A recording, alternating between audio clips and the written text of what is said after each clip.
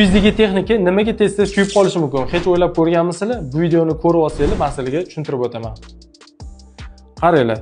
Bu joyda hozir qo'l bola sim qo'yib qo'yishgan. Bundan avval oldin predaqaytil bo'lgan. Hadab almashtirib urishganiga unga qimmatga tushgan, shu bois oddiy sim o'rab qo'yishgan. Bu bizning transformatorlarimizda ham keng uchraydigan narsa.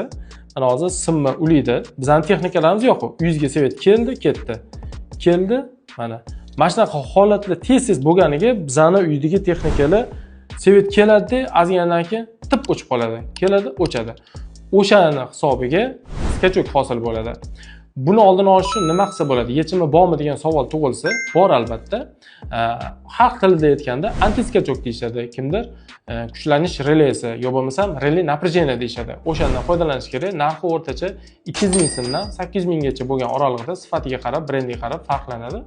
Qo'yib qo'ysangiz, mabodo shunaqa tok kelib ketib ishlaganda, skachok hosil bo'lganda 10 sekund saniyda hamda texnikalar kuyishini oldini oladi.